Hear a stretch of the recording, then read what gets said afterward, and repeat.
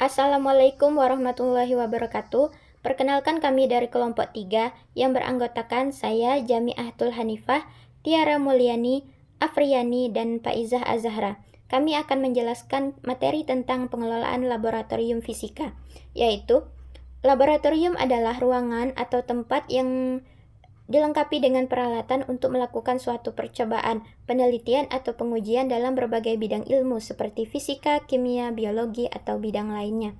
Permendiknas nomor 24 tahun 2007 adalah Peraturan Menteri Pendidikan Nasional tentang standar sarana dan prasarana untuk SD atau MI, SMP atau MTS, dan SMA atau MA. Peraturan ini mengatur tentang standar minimum sarana dan prasarana yang harus dimiliki oleh setiap satuan pendidikan tersebut. Peraturan ini bertujuan untuk memastikan bahwa setiap sekolah memiliki fasilitas yang memadai untuk mendukung proses pembelajaran yang berkualitas, terutama untuk menunjang kegiatan praktikum. Selain itu ada Permendiknas nomor 26 tahun 2008 tentang standar tenaga laboratorium sekolah atau madrasah. Peraturan ini menetapkan kualifikasi atau kompetensi yang dimiliki oleh kepala laboratorium, teknisi laboratorium, dan laboran. Administrasi. Ini soal catat-mencatat biar semuanya rapi dan juga terkontrol. Alat dicatat supaya tahu apa saja yang ada, masih bagus ataupun rusak. Bahan dicatat jumlahnya, kapan habis dan kadaluarsa. Perencanaan dan desain. Alat dan bahan direncanakan supaya praktikum tidak kurang perlengkapannya. Desain lab biar ruangannya nyaman, aman, dan juga sesuai dengan fungsi. Penataan. Alat ditaruh di tempat yang gampang diakses, bahan disimpan sesuai dengan jenisnya, kemudian dikasih label. Perawatan. Alat dan fasilitas lab perlu dijaga, dibersihkan, dan dicek rutin supaya terjaga kualitas dan terjamin keamanannya. SOP pengadaan proses tertulis yang mengatur rangkaian kegiatan barang dan jasa. SOP pemeliharaan kegiatan memelihara aset atau fasilitas. SOP peminjaman alat mengatur proses peminjaman alat baik antar unit atau instansi. SOP pemusnahan data cara pemusnahan aset atau dokumen. SOP pelayanan pengatur interaksi antara penyedia layanan dengan pelanggan.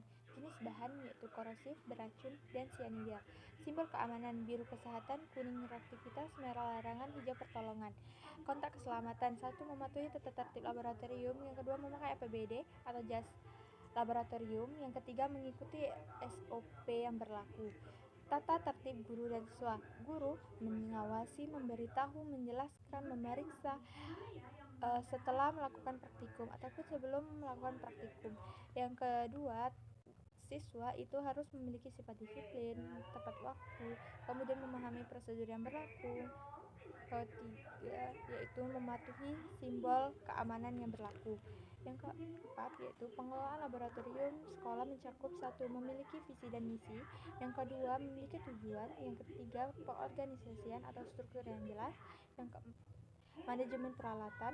Yang kelima, manajemen bahan atau keamanan. Yang keenam, pelayanan pendidikan. Yang keenam, evaluasi setiap 6 bulan sekali. Dalam laboratorium IPA, setelah dilakukan praktikum, biasanya terdapat 3 jenis limbah, yaitu limbah kimia, limbah biologi, dan limbah fisika. Limbah kimia berasal dari laboratorium fisik kimia. Biasanya berupa cairan-cairan kimia seperti asam sulfat, asam nitrat, dan lain sebagainya. Kemudian ada limbah biologi, berasal dari laboratorium biologi. Biasanya ini berupa sisa-sisa mikroorganisme hidup. Dan kemudian ada limbah fisika. Nah, ini berasal dari laboratorium fisika, biasanya berupa sisa fisik bahan material yang tidak dapat terurai. Contohnya ada gelas, ada kaca, dan plastik.